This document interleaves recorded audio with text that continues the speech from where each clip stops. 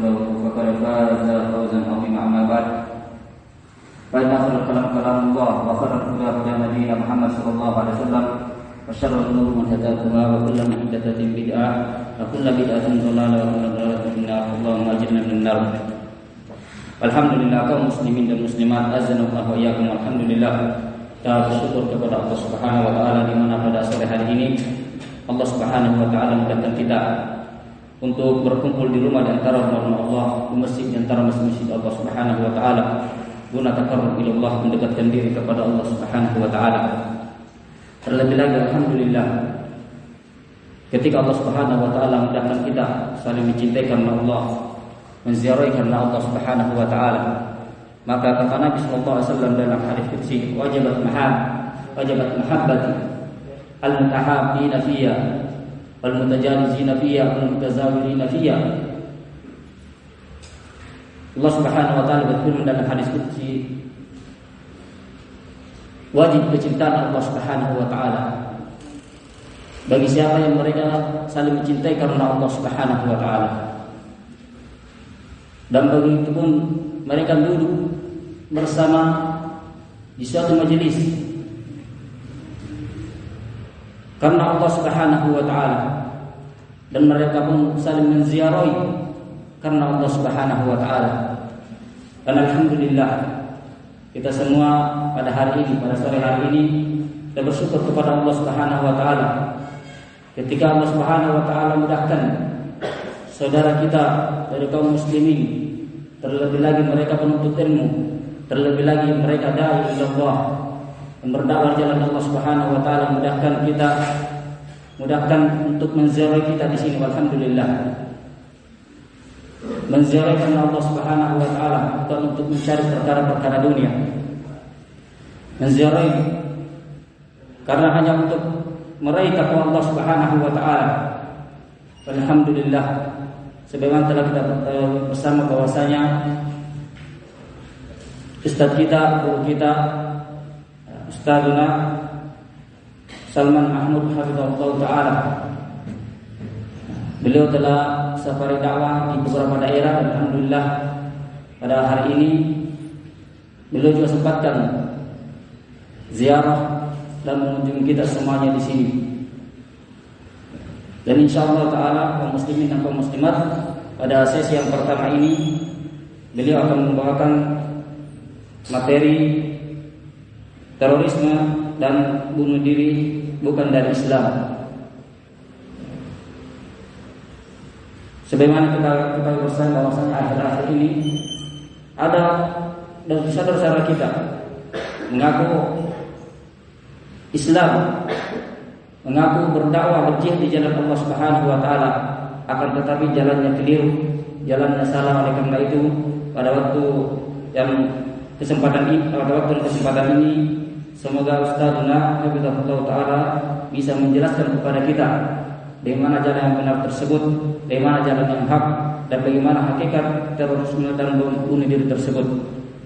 Oleh karena itu terhadap kepada beliau alaihi hafizahullah taala falyatafaddal mashkuran ma'jura.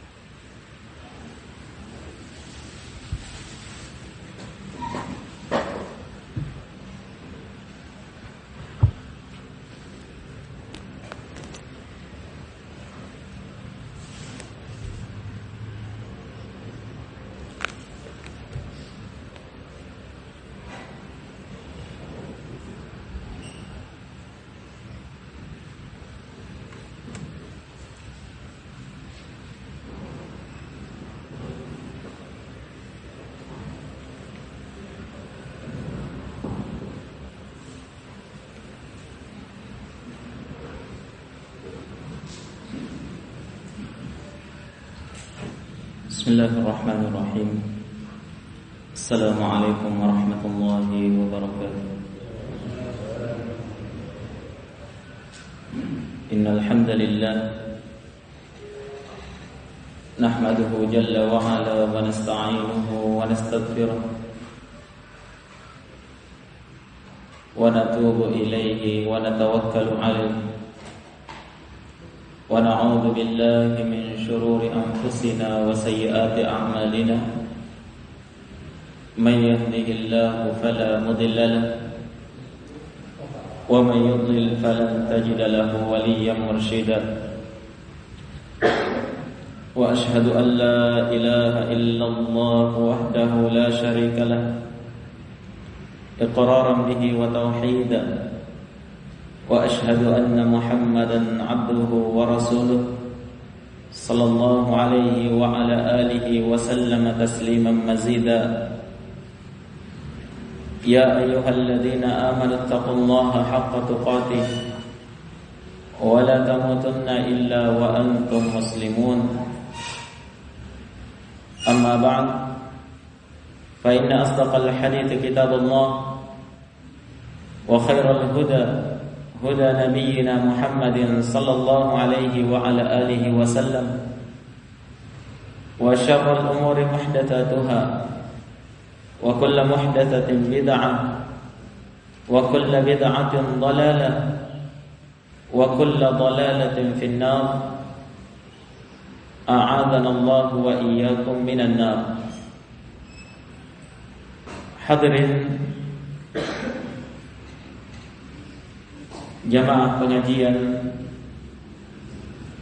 yang dirahmati oleh Allah Subhanahu wa taala. Alhamdulillah, segala puji bagi Allah Subhanahu wa taala yang telah melimpahkan kepada kita nikmat yang tak berhingga ini. Nikmat saling bertemu, bersua di atas keimanan dan ketakwaan kepada Allah, terlebih lagi di dalam perkara majalisul ilm yang di dalamnya kita saling mengingatkan di atas kebenaran, saling mengingatkan di atas kebaikan, saling mengingatkan di atas keimanan dan ketakwaan kepada Allah Subhanahu wa taala. Oleh karena itu,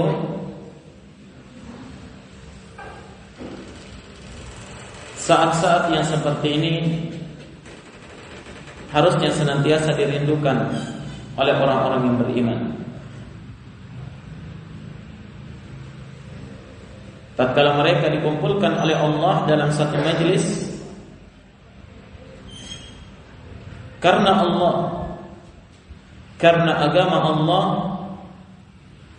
karena ilmu agama Allah Subhanahu wa taala, bukan karena yang lainnya.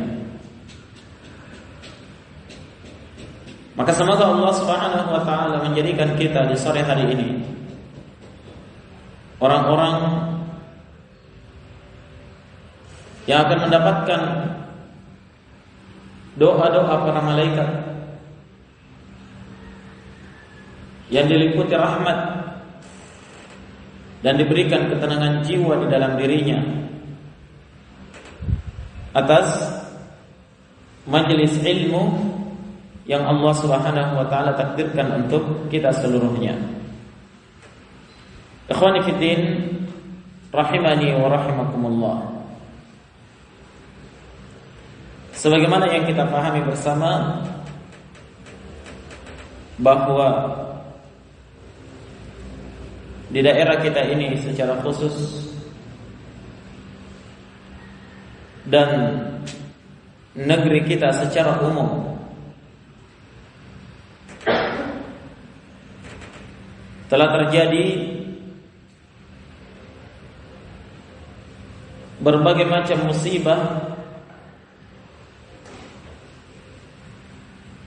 dan ujian dari Allah Subhanahu wa taala.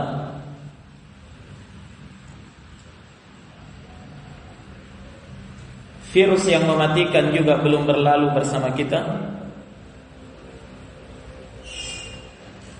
Masih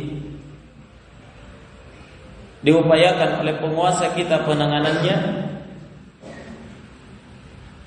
ditambah lagi dengan bencana-bencana alam yang datang silih berganti, seolah-olah menimpa kita secara bergilir. Ditambah lagi perbuatan-perbuatan tangan manusia yang jahil dengan melakukan kerusakan di permukaan bumi ini, melakukan peledakan di mana-mana, melakukan teror di tengah negeri yang aman dan tentram.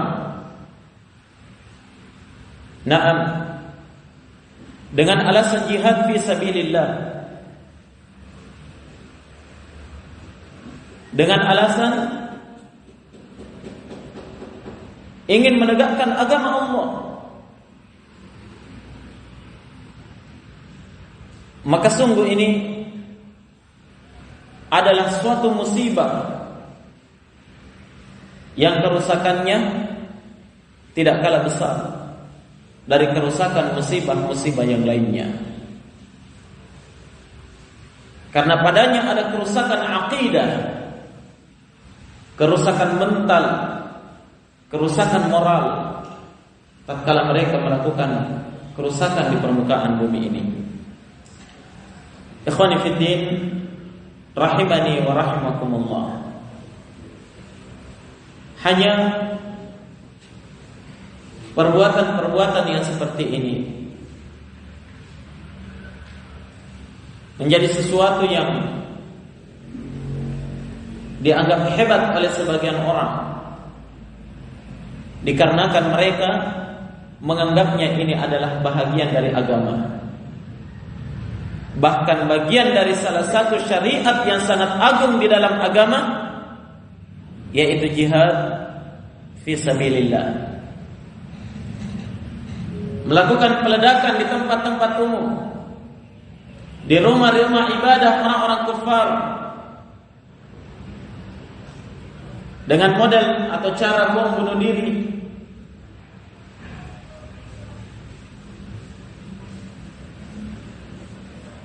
Sehingga ini menjadi dilema di tengah kaum muslimin, dan menjadi perbincangan di tengah mereka, pro dan kontra akan perbuatan tersebut.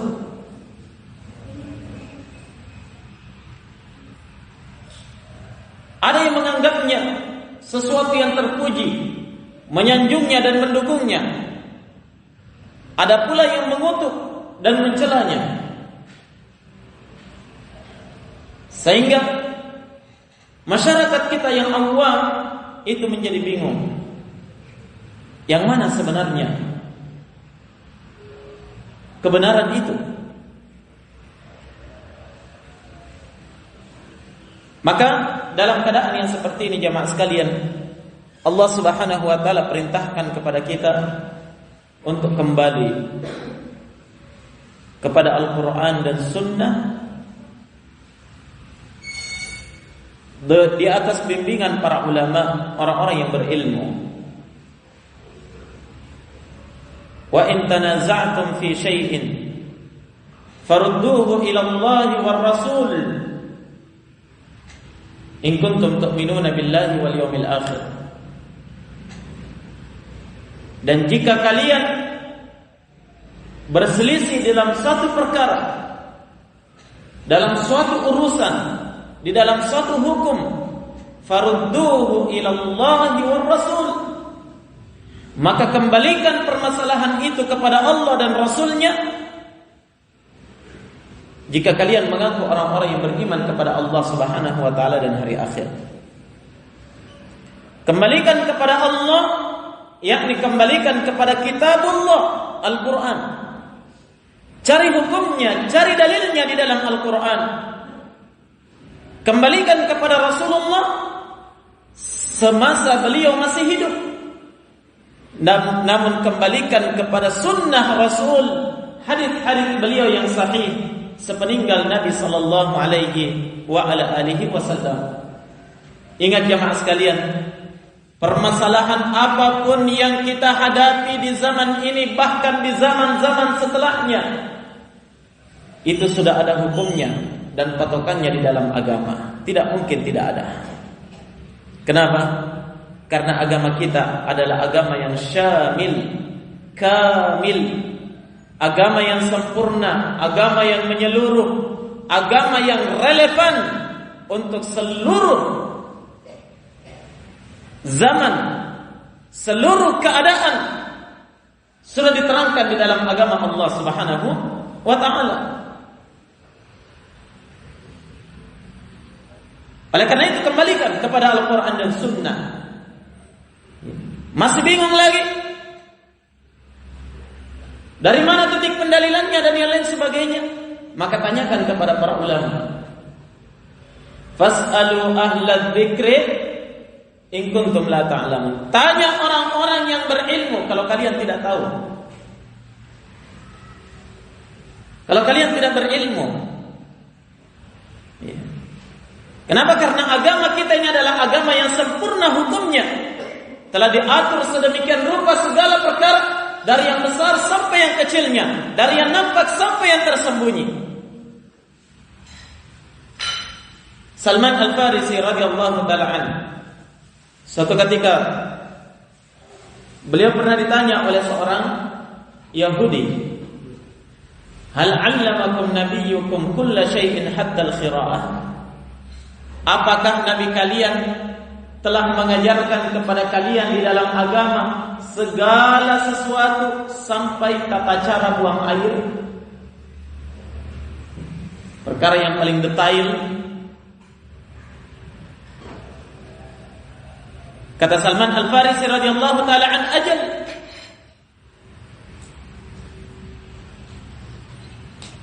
Laqad nahana an nastanjiya bil yamin wa nahana an nastanjiya bi aqall min 3 ahjar. Kata beliau, betul. Nabi kami sudah mengajarkan segala sesuatunya sampai pada perkara yang terkecil, yang sepele sekalipun, yaitu adab dan tata cara buang air. Apa kata beliau? Nabi sudah memberikan aturan. Beliau melarang kami untuk bersuci dengan tangan kanan. Nabi melarang kami untuk beristijmar, bersuci menggunakan batu kurang dari 3 batu,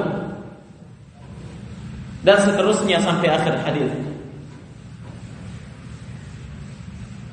Maka agama kita adalah agama yang telah sempurna, telah dijelaskan segalanya. Hanya yang menjadi permasalahan jamaah sekalian, kita sebagai kaum muslimin terkadang tidak mengetahui hukumnya karena dangkalnya pengetahuan kita di dalam agama ini. Karena dangkalnya pengetahuan kita terhadap Al-Quran dan Sunnah, ketika terjadi sesuatu terkadang kita bingung. Ini halal atau haram? Boleh atau dilarang? Terpuji atau terkutuk? Nah,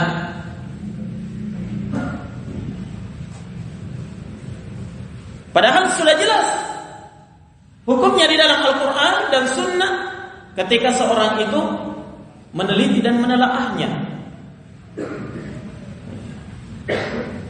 Maka dari itu Allah Subhanahu wa ta'ala dalam Al-Quran melarang kepada hamba-hambanya ketika ada perkara sesuatu yang terjadi, masalah kontemporer, atau ada fitnah yang terjadi, atau ada berita-berita yang masih simpang siur, Nabi larang, Allah Subhanahu wa ta'ala melarang untuk segera menyebarnya di tengah kaum muslimin, terutama jika itu menyangkut perkara keamanan dan kedamaian serta ketentraman di sebuah negeri. Idza ja'akum minal amni amrun minal amni awil khawfi adza idza ja'akum amrun minal amni awil khawfi adza'u bi falaw rudduhu ila Allah wa ila Rasul wa ila ulil amri minhum la'alimahu alladhina yastanbitunahu minhum. Kata Allah Subhanahu wa ta'ala, Di antara ciri dan sifat tercela orang-orang munafikin yang Allah cela di dalam Al-Quran. Apa itu? Idza ja'ahum, apabila telah datang kepada mereka suatu perkara, suatu kejadian atau suatu fitnah yang menyangkut keamanan atau perkara yang mengkhawatirkan. Apa yang mereka lakukan? Adza'u bi, langsung mereka sebar ke sana kemari, sehingga kaum muslimin khawatir, takut, kacau balau. Belum jelas hukumnya, ya, belum diketahui secara jelas duduk permasalahannya. Orang-orang yang berilmu juga belum berbicara dalam perkara itu. Mereka sudah mulai menyebarkan isu, hoax dan yang lain sebagainya. Kata Allah, "Falau radduhu ila Allah wa ila Rasul." Ini patokannya. Seandainya mereka kembalikan hukumnya itu kepada Allah dan kepada Rasul. Ini dua. Yang ketiga siapa? Wa ila ulil amri minhum, dan kepada orang-orang yang berilmu. Ulil amri di antara mereka, ulil amri ada dua ya, ulama dan umara, orang-orang berilmu dan para penguasa. Seandainya dikembalikan hukumnya kepada mereka ini, maka pasti mereka bisa mengambil istinbat hukum daripada hal tersebut. Artinya apa? Jangan langsung disebar, jangan langsung ambil keputusan sendiri, jangan langsung membuat kekacauan di tengah umat sebelum jelas segala-galanya. Kembalikan kepada Allah, cari dalilnya dulu. Kembalikan kepada sunnah Rasul, cari haditsnya. Belum dapat, belum bisa memahami, tanya kepada orang-orang yang berilmu. Pasti mereka bisa mengambil istinbat hukum daripadanya. Jelas? Demikian pula yang terjadi ya di tempat kita baru-baru ini ya. Bahkan di negeri kita ini terjadi peledakan di mana-mana, teror yang terjadi di mana-mana. Naam, dan sasaran mereka adalah rumah-rumah ibadah dan tempat-tempat umum. Maka di sini harus kita mengetahui duduk permasalahannya. Ya, apakah ini benar suatu syariat yang disyariatkan di dalam agama kita? Atau dia adalah sesuatu yang hanya diada-adakan dalam agama kita?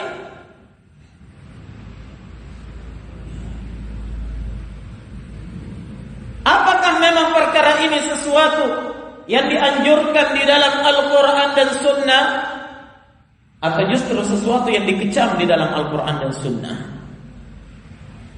Yang jelas pelakunya kaum muslimin, sasarannya orang-orang kufar di tengah kaum muslimin, ya, di tengah negeri kaum muslimin yang aman dan tentram. Ketahuilah jamaah sekalian, bahwa sungguh perbuatan yang seperti ini adalah perbuatan yang sangat berbahaya dan sangat bertentangan dengan syariat Islam, dan terkandung padanya kerusakan demi kerusakan yang sangat banyak. Hanya diketahui oleh orang-orang yang dirahmati oleh Allah dan orang-orang yang mau mengkaji dan mempelajari agamanya. Ya. Kalau orang tidak mau mengkaji Al-Quran dan Sunnah, dapat yang seperti itu. Kenapa ya? Dia berani bom bunuh diri, tega sekali. Ketika disampaikan alasannya, oh dia itu mati syahid, dia mau menyerang orang-orang kafir. Ya. Walaupun dia korbankan dirinya, tapi nanti dia akan membunuh banyak orang kafir.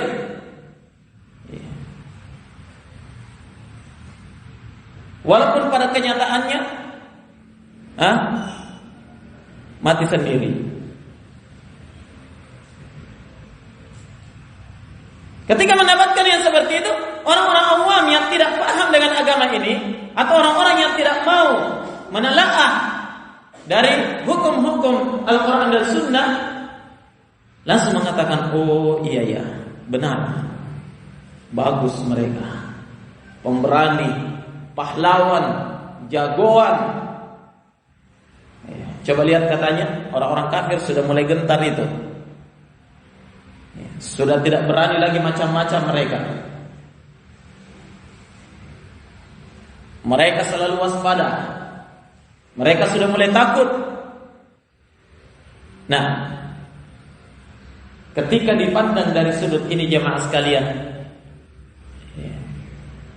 di sana orang-orang akan tertipu.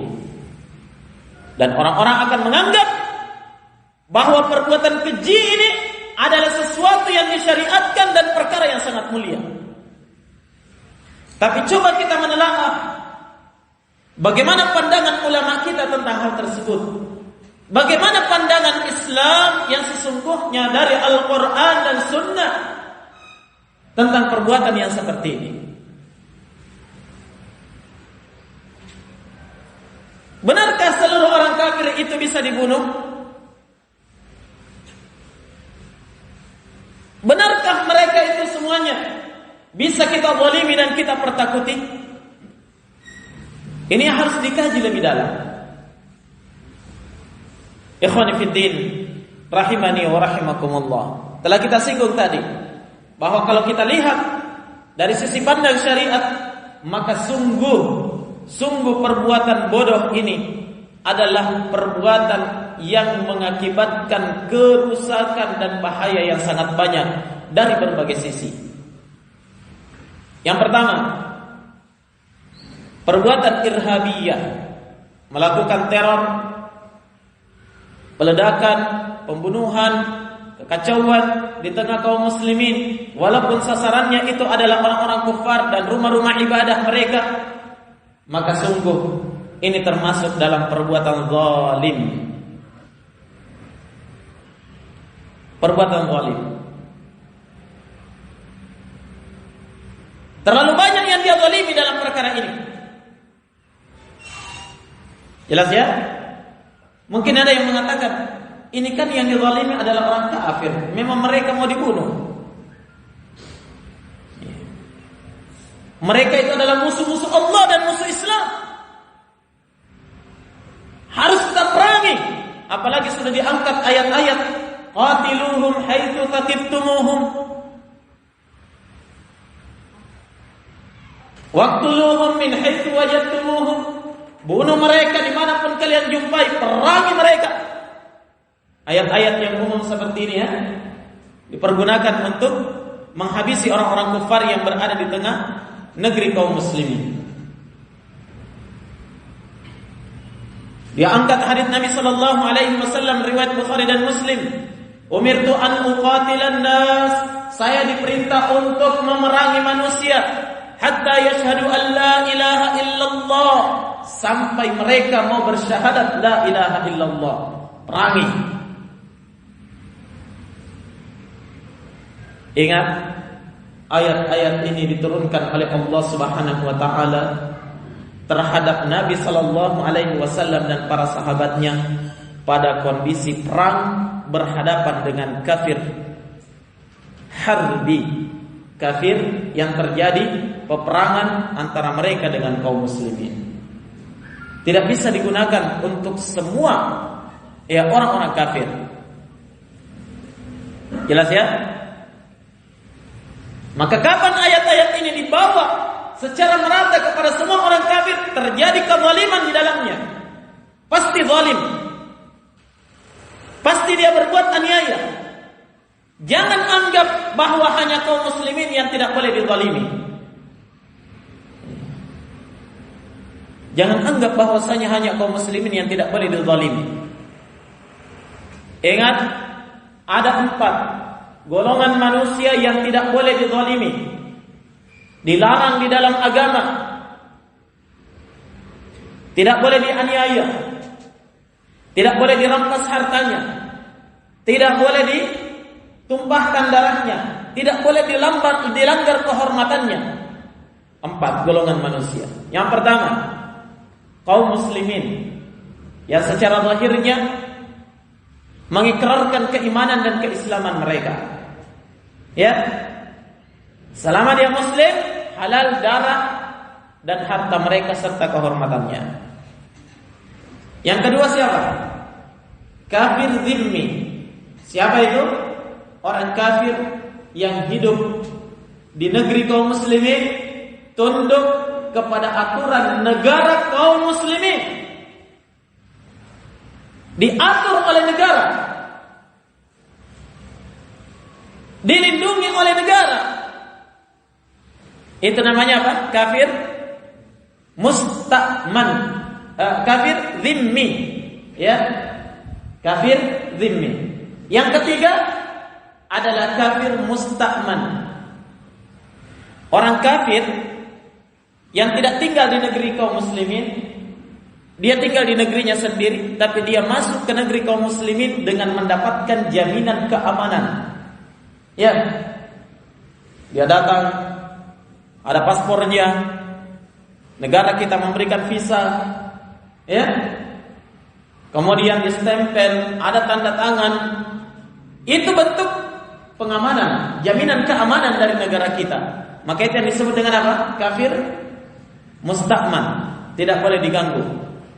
Yang keempat siapa? Kafir mu'ahad, kafir yang terjadi perjanjian perdamaian antara mereka dan kaum muslimin, tidak boleh terjadi kontak senjata. Pemerintah kita dengan pemerintah mereka telah melakukan perdamaian, perjanjian perdamaian. Paham? Ini tidak boleh sama sekali ada kaum muslimin yang melakukan kezaliman terhadap mereka. Siapa yang melakukan kezaliman terhadap mereka, ancaman keras dari Nabi sallallahu alaihi wasallam. Kata Nabi sallallahu alaihi wasallam, "Man qatala mu'ahadan lam yarah raihatal jannah." Siapa saja yang berani membunuh orang kafir mu'ahad, orang kafir yang terjadi perjanjian perdamaian dengan kaum muslimin, orang kafir yang dijamin keamanannya oleh kaum muslimin, berani membunuh mereka, dia tidak akan mencium baunya surga, walaupun yang membunuhnya adalah seorang muslim. Biar rajin sholat, biar rajin puasa sunnah, hitam jidatnya, melakukan sholat lail, tapi kalau perbuatannya seperti ini, kata Nabi, lam yarah raihatal jannah, dia tidak akan mungkin bisa mencium baunya surga. Kenapa? 4 golongan manusia ini, 1 dari kaum muslimin, 3 dari orang-orang kafir. Ini tidak boleh sama sekali dilakukan kezaliman terhadap mereka. Bisa dipahami? Sekarang orang-orang kafir yang hidup di negeri kita ini masuk dalam golongan apa? Kafir zimmi. Mereka dilindungi oleh negara dan mereka tunduk kepada aturan negara kita, tunduk terhadap pemerintahan kaum muslimin. Maka yang seperti ini haram hukumnya untuk mengganggu mereka dan melakukan kezaliman terhadap mereka. Terlebih lagi ingin membunuh mereka, menumpahkan darah mereka. Ini adalah bagian kezaliman yang disebutkan oleh Nabi sallallahu alaihi wasallam dalam sebuah riwayat yang sahih, iyyakum wadh-dhulm fa inna adh-dhulma dhulumatun yaumal qiyamah. Hati-hati kalian dari kezaliman, karena sungguh kezaliman itu adalah sesuatu yang mengakibatkan kegelapan nanti pada hari kiamat. Sesuatu yang mengakibatkan kegelapan nanti pada hari kiamat. Ingat, bukan terkhusus zalim terhadap kaum muslimin saja, tapi zalim terhadap orang-orang kafir yang masuk dalam 3 kategori ini tadi. Itulah mereka orang-orang yang tidak boleh dizalimi. Paham ya? Baik. Ikhwani fiddin, rahimani wa rahimakumullah. Itu kerusakan yang pertama dari perbuatan-perbuatan teror dan peledakan-peledakan yang dilakukan oleh sebagian kaum muslimin. Maka dari itu jelas bagi kita jemaah sekalian ya, bahwa mereka ini dalam melakukan aksi-aksi mereka itu benar-benar hanya beragama dan berbuat dalam agama semata-mata hanya berdasarkan hamasa, semangat saja. Semangat 45 tapi tidak didasari dengan apa? Ilmu yang benar dari Al-Quran dan Sunnah Rasul Sallallahu Alaihi Wasallam, sehingga mereka salah faham. Menurut mereka orang kafir dipukul rata, ya tidak? Menurut mereka orang kafir dipukul rata hukumnya. Tidak ada itu kafir dhimmi, kafir muahad, kafir musta'man, tidak ada. Pokoknya semuanya orang kafir harus dibunuh. Nah, seperti itu doktrin yang mereka dapatkan dari pemimpin-pemimpin mereka. Pokoknya kalau kamu membunuh mereka, kamu terbunuh, jaminannya surga. Bidadari sudah menunggu kamu dalam surga. Coba lihat ya. Doktrin-doktrin yang seperti ini, orang-orang yang sudah mulai stres, banyak problema hidupnya, banyak Tommy lagi utangnya di bank. Lebih baik kita ledakkan saja. Mati, surga menunggu. Ya. Kalau kaum muslimin yang benar akidahnya, jangan dulu. Benar atau tidak ini? Iya. Jangan mudah termakan oleh doktrin-doktrin yang menyesatkan manusia. Baik, di antara bahaya dari perbuatan yang seperti ini jamaah sekalian, ketika kita menimbangnya dari sudut pandang syariat, bahwa perbuatan yang seperti ini adalah perbuatan yang tercela karena dia adalah salah satu bentuk dari bentuk naqdul ahd, membatalkan perjanjian. Membatalkan perjanjian. Kenapa? Karena orang-orang kafir yang hidup di negeri kaum muslimin itu ada perjanjian dengan apa? Dengan pemerintah kita. Perjanjian apa? Perjanjian dijaga darahnya. Ya. Mereka siap tunduk pada aturan negara. Dengan perjanjian diberikan keamanan. Dijaga darah dan harta serta kehormatannya. Siapa yang memberikan jaminan? Negara kita, penguasa kita, penguasa kaum muslimin. Ketika itu adalah perjanjian mereka dengan penguasa kita, hakikatnya itu adalah perjanjian antara mereka dengan kita. Paham ya? Karena kita ini adalah rakyat. Rakyat dari pemerintah kaum muslimin. Berarti secara tidak langsung ada ikatan janji antara kita dengan mereka, dengan orang-orang kafir dhimmi ini. Paham ya? Maka ketika ada yang mau mencoba mengganggu mereka, merusak kehormatan mereka, atau menumpahkan darah mereka dengan cara yang zalim, maka berarti dia telah membatalkan janji mereka dengan janji orang-orang kafir, dan ini adalah perbuatan yang tercela di dalam agama kita. Tidak ada sejarahnya Nabi dan para sahabatnya melakukan perjanjian dengan orang-orang kafir kemudian mereka membatalkannya, tidak. Rata-rata orang-orang kafir yang membatalkan perjanjiannya dengan Nabi, kan begitu? Yang memicu terjadinya Fathu Makkah adalah apa? Pengkhianatan yang dilakukan oleh orang-orang musyrikin terhadap perjanjian Hudaybiyah. Ini adalah akhlak yang buruk yang tidak dibenarkan di dalam agama kita. Nabi sallallahu alaihi wasallam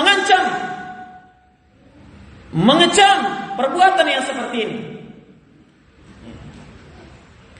Dalam hadis yang diriwayatkan oleh Imam Al-Bukhari dan Muslim, Nabi sallallahu alaihi wasallam bersabda, "Dhimmatul muslimina wahidah, faman akhfara musliman fa alaihi la'natullahi wal malaikati wan nas ajma'in, la yuqbalu minhu sarfun wala 'adl."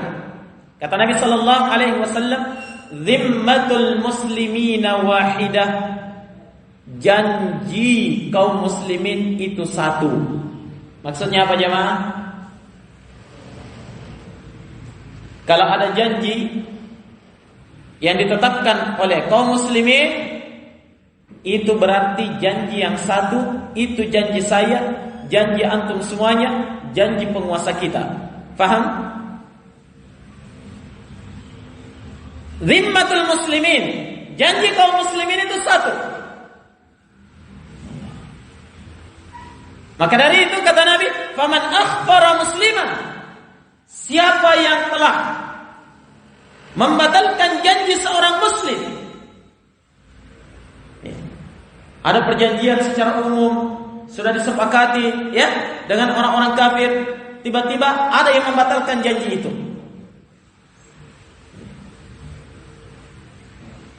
Siapa yang membatalkan janji seorang muslim, apa ancamannya?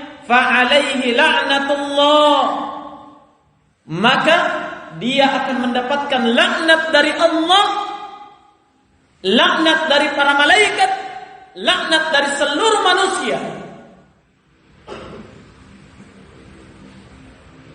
Dan tidak diterima alasan apapun dari mereka. Subhanallah. Hukum-hukum yang seperti ini yang tidak diperhatikan oleh sebagian orang ya. Mereka hanya mengambil dalil dari satu sisi saja. Kemudian sudah mengambil satu kesimpulan, berangkat jihad, surga menunggu, siap menjadi pengantin baru di dalam surga. Bidadari sudah menunggu. Jangan dulu. Jangan sampai menjadi pengantin baru di neraka.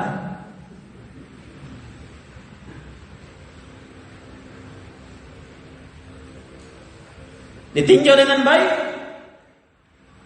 pelajari dalilnya, kumpulkan dalil, baru dilihat duduk permasalahannya bagaimana, hukumnya bagaimana, fatwa para ulama bagaimana. Maka ketika mereka melakukan teror yang seperti ini, berarti mereka telah membatalkan janji kaum muslimin, dan ini adalah sifat yang tercela, penyebab mereka mendapatkan laknat dari Allah dan Rasulnya dan para malaikat dan seluruh manusia laknatnya. Apa artinya laknat? Al-la'nah maknanya at-tardu wal ib'adu an rahmatillah,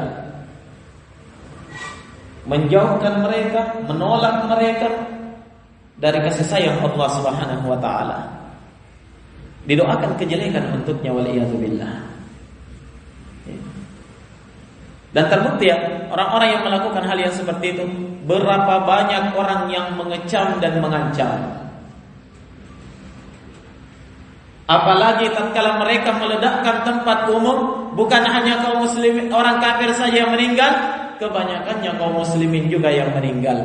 Keluarganya semuanya mengecam, mendoakan kejelekan terhadapnya. Ya. Terlebih lagi jamaah, bukan hanya manusia yang mendoakan laknat terhadap mereka, para malaikat. Allah yang sudah menyatakan laknat terhadap mereka. Perbuatan terlaknat, perbuatan terkutuk yang dilakukan oleh sebagian orang jahil, kemudian mengatasnamakan perjuangan di atas agama. Sangat keji perbuatan yang seperti ini.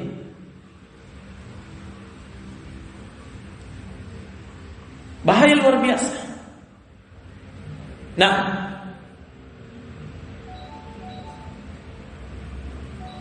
kemudian jemaah sekalian, sisi yang ketiga dari kerusakan perbuatan yang seperti ini, apa itu? Bahwasanya mereka telah membunuh, mereka telah bermaksiat kepada Allah Subhanahu wa taala karena telah membunuh orang-orang yang diharamkan oleh Allah Subhanahu wa taala untuk dibunuh. Di antaranya adalah para rahib dan ahli ibadah mereka. Saya kira jelas ya di dalam perkara agama kita, dari hukum-hukum jihad fi sabilillah dalam kondisi perang ya dengan orang kafir, ada kontak senjata dengan orang kafir.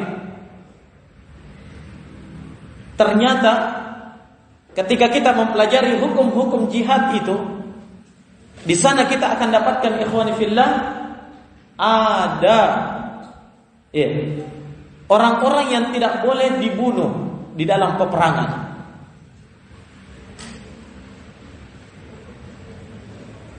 Jadi jangan mentang-mentang perang, sudah waktunya sikat habis, begitu ya? Tidak. Ada orang-orang yang dilarang untuk dibunuh di dalam peperangan. Siapa mereka? Nabi melarang. Wala taqtulur ruhban, dan jangan kalian membunuh rahib-rahib, ahli-ahli ibadah mereka yang tidak ikut andil di dalam peperangan memerangi kaum muslimin. Tapi kalau mereka, para pendetanya, para rahibnya memang ada andilnya, ya, walaupun tidak nampak dan diketahui itu, maka harus dibunuh dalam peperangan ya. Ingat, harus dibunuh dalam peperangan.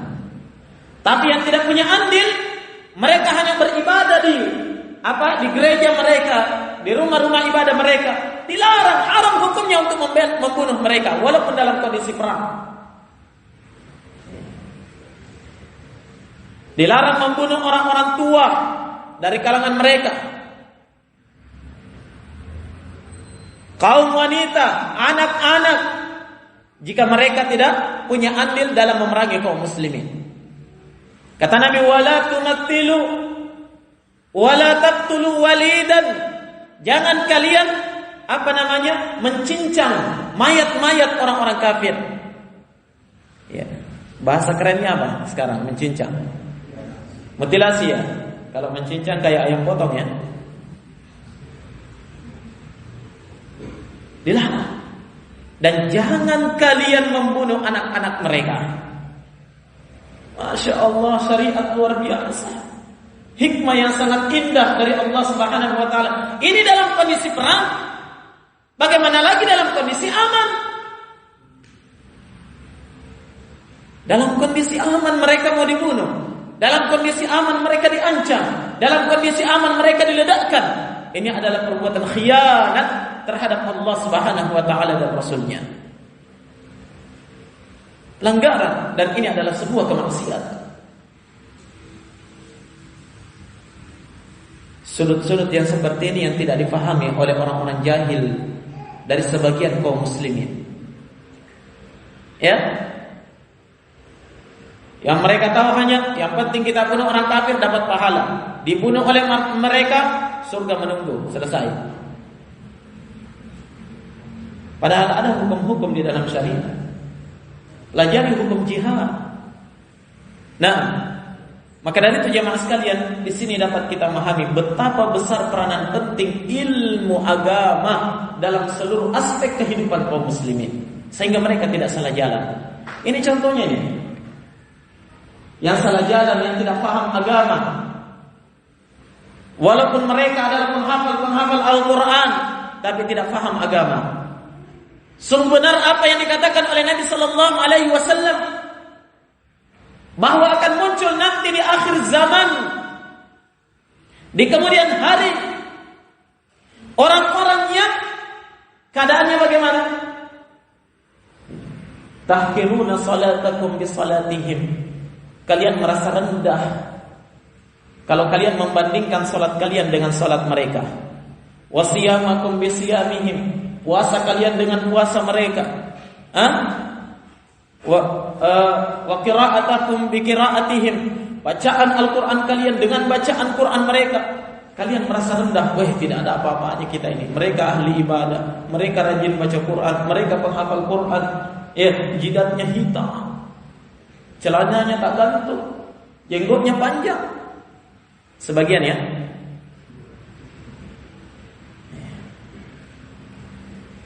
Kalau dibandingkan jenggot kita dengan jenggot mereka, tidak ada apa-apanya jenggot antum.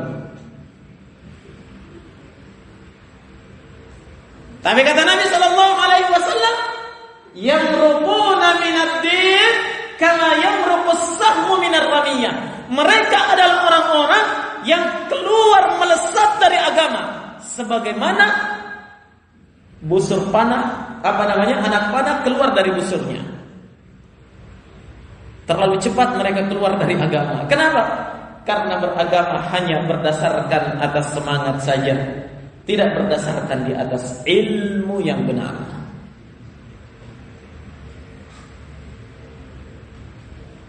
Keluar dari agama. Nah, di dalam riwayat yang lain Nabi sallallahu alaihi wasallam menerangkan bahwa orang-orang yang seperti ini nanti yang keluar di akhir zaman, mereka itu yaqra'unal Qur'an. Mereka adalah ahli qiraah Al-Qur'an, tapi bacaan mereka tidak melewati tenggorokan mereka. Artinya apa? Tidak masuk ke dalam hati. Di lisan saja bagus, tidak dipahami dengan benar, tidak punya fikih yang benar, yang baik, sehingga muncul orang-orang jahil di tengah-tengah mereka. Nah, ikhwani fiddin, rahimani wa rahimakumullah. Baik, selanjutnya ikhwani fillah, sampai jam berapa? Khair insyaallah. Di antara kerusakan yang mereka timbulkan dari perbuatan-perbuatan yang seperti ini. Nah, bahwasanya mereka adalah suatu kaum yang telah berupaya untuk keluar dari jamaah kaum muslimin. Jamaah yang dimaksud di sini adalah jamaatul abdan. Jamaah dalam bentuk persatuan kaum muslimin di dalam sebuah negara membaiat seorang pemimpin muslim yang sah dan menerima aturan-aturan mereka yang tidak bertentangan dengan syariat Allah Subhanahu wa taala. Itu namanya apa? Al-jamaah. Kata Nabi sallallahu alaihi wasallam, "Alaikum bil jamaah fa inna yadullahi 'alal jamaah." Wajib atas kalian untuk berpegang teguh di atas al-jamaah, karena sungguh yadallahi 'alal jamaah, tangan Allah di atas al-jamaah. Artinya pertolongan Allah senantiasa berupaya senantiasa bersama dengan al-jamaah, orang yang berada di tengah jamaah kaum muslimin. Orang yang melakukan peledakan terhadap orang-orang kafir di negeri kaum muslimin, ini hakikatnya orang yang keluar dari al-jamaah. Kesepakatan kaum muslimin dia tinggalkan. Kaum muslimin di dalam negeri ini semuanya sepakat taat kepada penguasa yang memerintahkan kita untuk saling menghormati, ya. Memerintahkan kita untuk menjaga hak-hak orang-orang kafir, tidak melakukan kekacauan di tengah negeri kaum muslimin. Ini kita sepakat dalam hal tersebut. Mereka keluar, punya aturan sendiri, punya keinginan sendiri. Maka mereka adalah orang-orang yang dianggap keluar dari apa?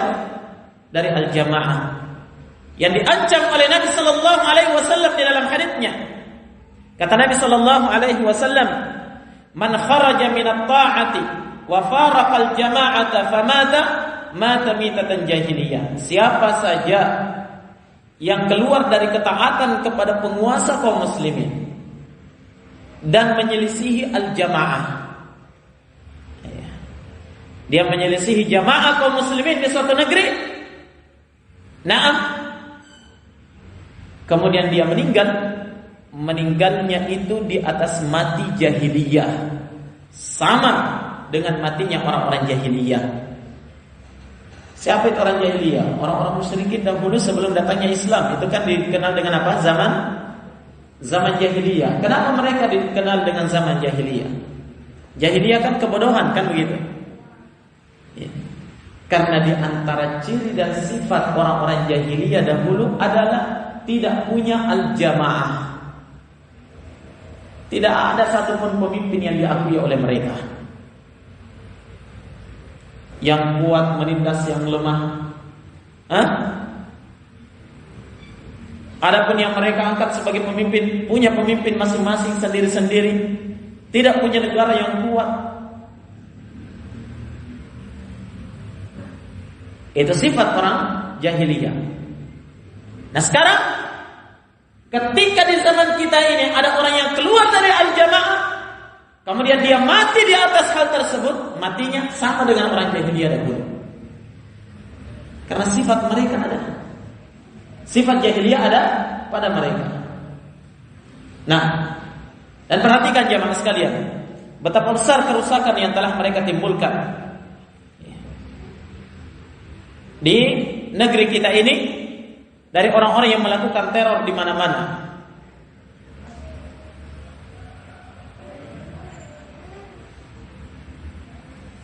Di antaranya jamaah sekalian, bahwasanya perbuatan yang seperti itu adalah bentuk penghinaan terhadap penguasa, terhadap pemerintah kaum muslimin.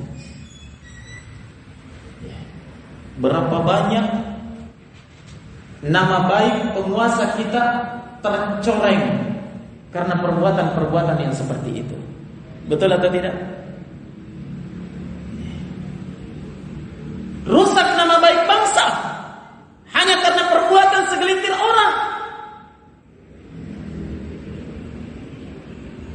Maka mereka adalah orang-orang yang telah menghina penguasa kita, menghinakan penguasa yang diancam oleh Nabi sallallahu alaihi wasallam dalam haditsnya, "Man ahana sultanallahi fil ard, ahanahullah." Siapa yang menghinakan penguasa Allah di permukaan bumi ini, niscaya Allah akan menghinakan mereka. Perbuatan dosa besar ketika penguasa itu dihinakan oleh rakyatnya. Penyebabnya mendatangkan kemurkaan Allah Subhanahu wa taala.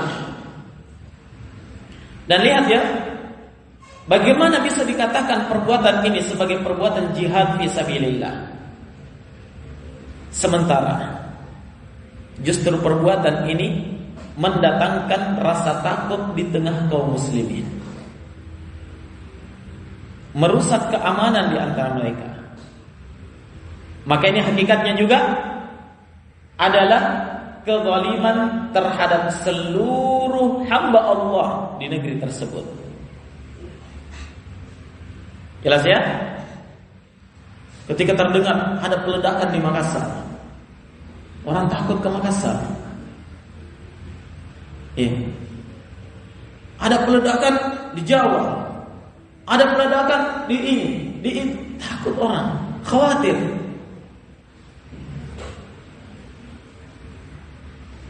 Yang asalnya mereka dalam keadaan aman, tentram dan damai, kemana saja mereka mau pergi, mereka merasa aman ya. Tapi setelah banyaknya terjadi peledakan-peledakan seperti ini, apa yang terjadi? Orang-orang takut, melangkah takut. Ini adalah kezaliman terhadap hamba Allah. Siapapun yang merasa terusik, terganggu dan merasa rusak keamanannya dengan perbuatan ini, maka berarti dia mendapatkan dosa dari rasa takut yang dirasakan oleh hamba ini. Faham? Dia dapatkan dosa. Dosa yang begitu banyak mereka pikul. Sementara anehnya mereka mengatakan si fulan mati syahid. Mati syahid atau mati sakit.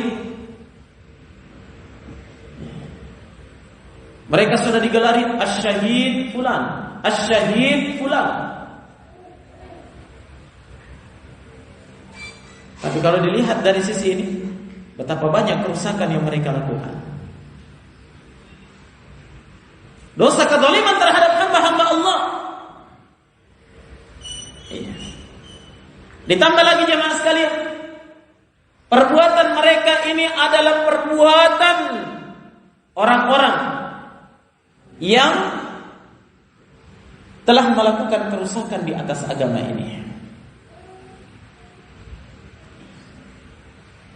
Karena perbuatan mereka, Islam dan kaum muslimin tercoreng namanya, dicap oleh orang-orang kafir sebagai agama radikal, keras, agama teroris. Iya tidak?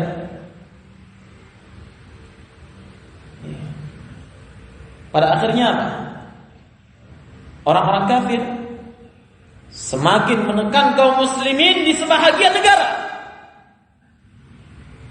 Dari negara kaum muslimin yang lemah semakin ditekan oleh orang-orang kufar. Karena ada alasannya. Islam agama radikal. Ya tidak? Lihat saudara-saudara kita di Palestina yang dizalimi selama bertahun-tahun lamanya, ditekan, ditindas. Semakin mereka ditindas dengan perbuatan sebahagian orang di negara yang lain, seolah-olah mereka membuktikan bahwasanya benar-benar Islam itu adalah agama radikal, agama yang suka melakukan kerusakan dan kekacauan di permukaan bumi. Belum lagi jemaah sekalian, bagaimana kaum muslimin yang awam itu, kaum muslimin yang awam itu semakin takut belajar agama.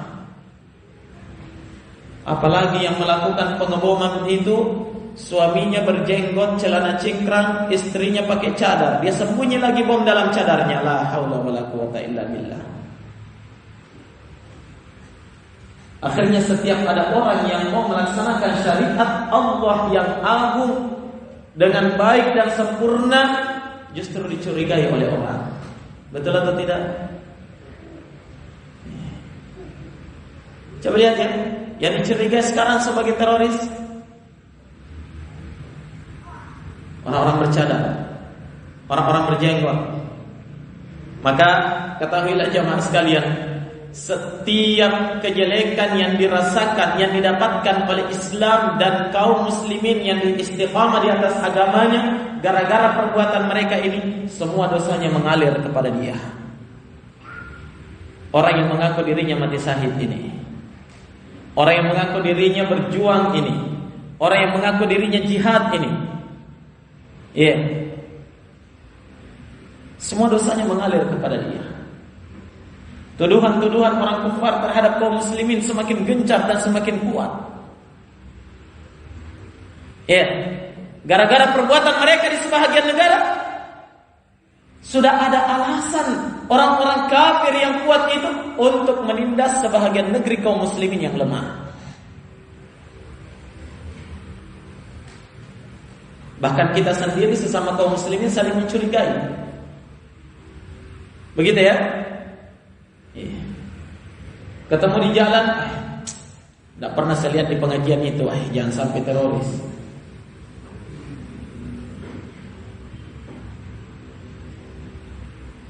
Saling tuduh menuduh, saling menyalahkan antara satu dengan yang lainnya. Semua kejelekan-kejelekan yang terjadi ini, dosanya ditanggung oleh orang-orang yang melakukan teror. Perhatikan sabda Nabi sallallahu alaihi wasallam dalam sebuah hadis beliau yang sahih. Kata beliau, "Inna a'zamal muslimuna lil muslimina jurman man sa'ala an syai'in lam yuharram lil muslimina fa harrama min ajli mas'alatihi." Kata Nabi, sesungguhnya seorang muslim yang paling besar dosanya terhadap muslim yang lainnya. Coba dicermati. Sesungguhnya seorang muslim yang paling besar dosanya terhadap muslim yang lainnya siapa? Man sa'ala an syai'in. Siapa yang bertanya tentang suatu hukum yang asalnya tidak diharamkan oleh Allah, tapi tiba-tiba diharamkan oleh Allah gara-gara pertanyaannya. Wah, ini orang yang paling besar dosanya terhadap muslim yang lainnya. Ini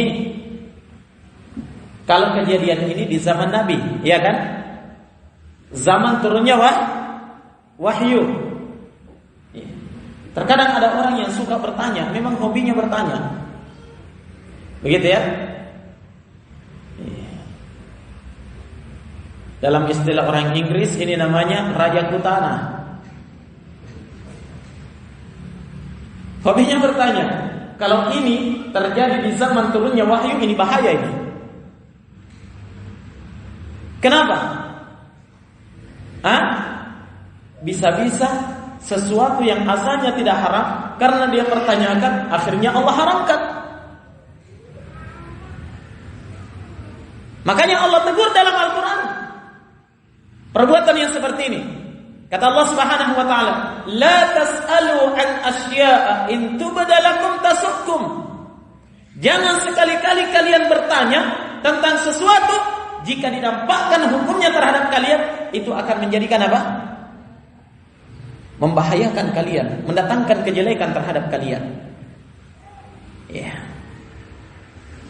Nah, sesuatu yang asalnya tidak haram, ya kerjakan saja, kan begitu. Tapi ketika mereka banyak bertanya, ya, kalau di zaman kita ini tidak ada lagi wahyu yang turun, tidak masalah ya. Tapi kalau ini terjadi di zaman turunnya wahyu, maka tiba-tiba bagaimana kalau Allah haramkan betul?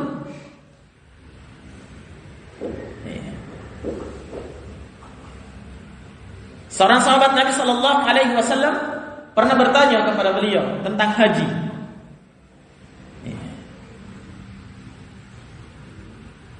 Ya Rasulullah, bagaimana dengan hukum haji yang pertama? Apakah dia wajib? Kata Nabi, iya wajib. Terus dia tanya lagi, Fattaniyah, kalau haji yang kedua kalinya, apakah juga wajib? Kata Nabi Sallallahu Alaihi Wasallam, jangan kamu tanyakan seperti itu. Ya. Fa idza qultu na'am fa wajib. Kapan saya mengatakan iya, wajib, berarti wajib orang 2 kali haji. Kamu tanyakan ketiga kali, Nabi mengatakan iya, berarti orang wajib kalau 3 kali. Wajib haji 3 kali. Kan begitu? Nabi tegur dia, jangan tanyakan untuk yang kedua kalinya, jangan sampai saya mengatakan iya, maka itu akan menjadi wajib dan itu menyusahkan kalian. Coba lihat jamaah sekalian. Gara-gara pertanyaan satu orang menjadikan kaum muslimin yang lain itu susah, kata Nabi, ini adalah seorang muslim yang paling besar dosanya terhadap muslim yang lainnya. Bagaimana lagi dengan perbuatannya orang-orang yang melakukan teror ini? Berapa banyak orang yang susah gara-gara dia? Betul? Berapa banyak orang yang dituduh gara-gara dia? Berapa banyak orang yang dikecam gara-gara perbuatannya? Berapa banyak orang-orang dihinakan gara-gara perbuatan mereka? Nabi katakan, ini orang Islam yang paling besar dosanya terhadap kaum muslimin yang lain. Naamnya. Sekarang jemaah sekalian, perbuatan yang seperti ini terus dikatakan ini adalah mati syahid. La ilaha illallah.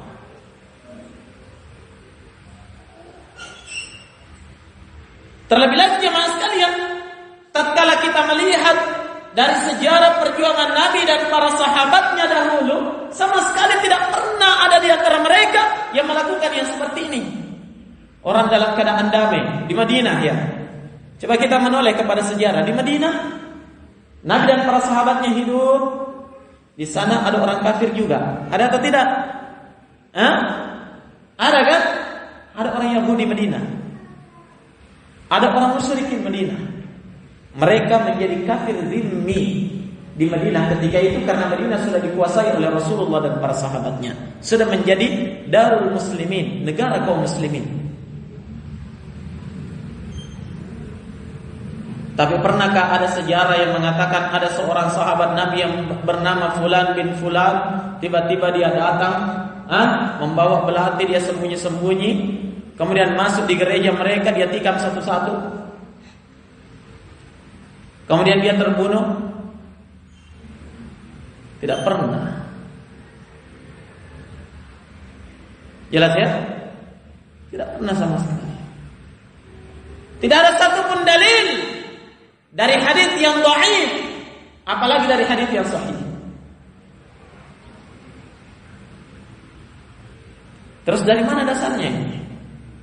Tidak ada dasarnya perbuatan yang seperti ini jamaah, kecuali muncul dari kebodohan jahil di atas perkara agama Allah Subhanahu wa ta'ala. Maka dari itu jamaah sekalian, jelaslah bahwasanya perbuatan yang seperti ini benar-benar perbuatan yang hukumnya murni bunuh diri. Murni apa? Bunuh diri. Ya. Tidak ada bedanya dengan perempuan-perempuan yang sudah putus asa, putus cinta, kemudian gantung diri. Sama, pada-pada. Bahkan lebih buruk ini. Lebih jahat, lebih bejat.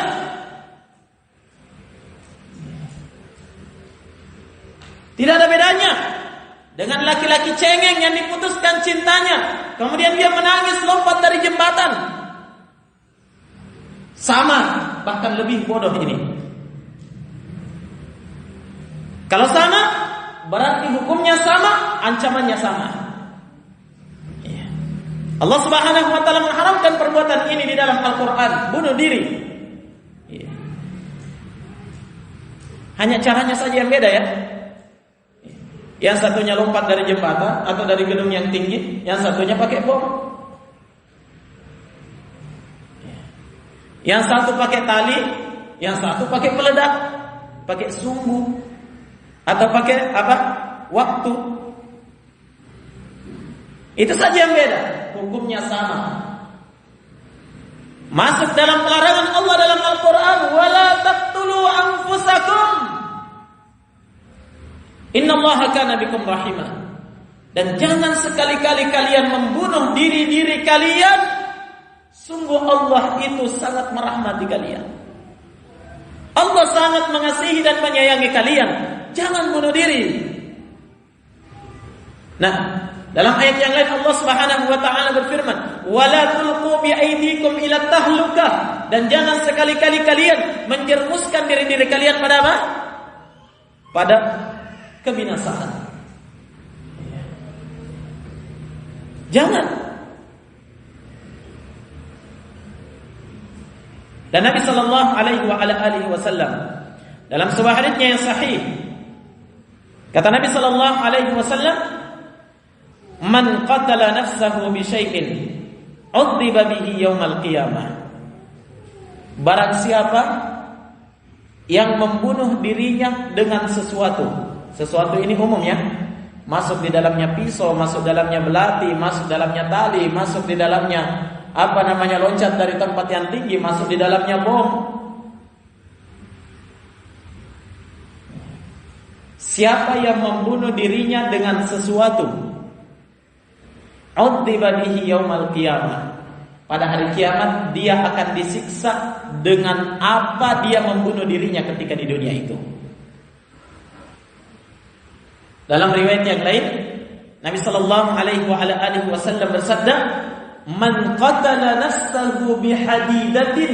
Siapa saja yang membunuh dirinya dengan besi, fahadidatuhu li nafsi.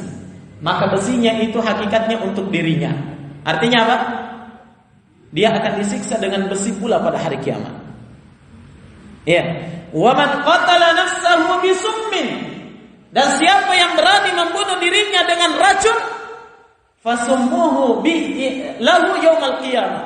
Maka racunnya itu hakikatnya adalah milik dia pada hari kiamat. Dia akan disiksa terus-menerus di dalam neraka. Dengan apa dia membunuh dirinya? Dia tikam dirinya, dia tembak dirinya, maka dia akan menembak dirinya terus pada hari kiamat nanti di neraka Allah. Minum racun? Minum baygon?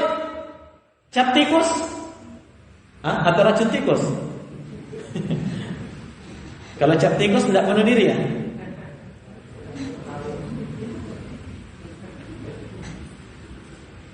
Dia bunuh diri dengan racun. Ya, pekerjaannya nanti di neraka minum racun terus. Terus bagaimana kalau dia bunuh diri pakai bom?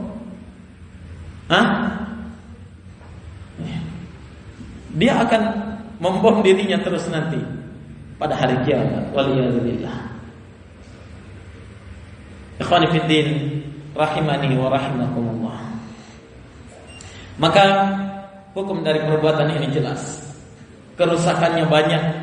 Ya, hanya ini yang bisa kita sebutkan pada kesempatan kali ini, dan mudah-mudahan Allah Subhanahu wa taala menyelamatkan kita dan seluruh kaum muslimin dari perbuatan yang seperti ini dan kekeliruan yang seperti ini.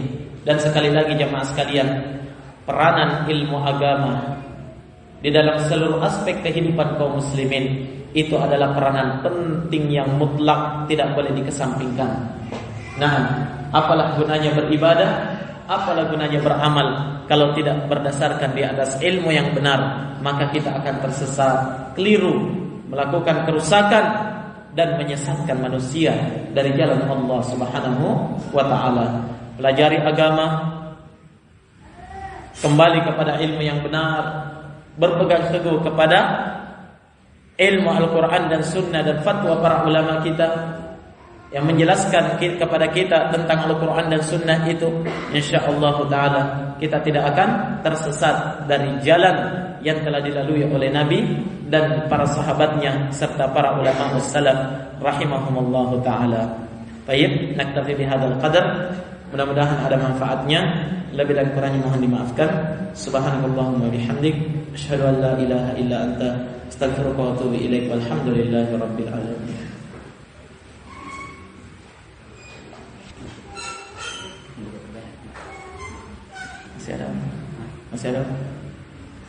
Masih ada waktu.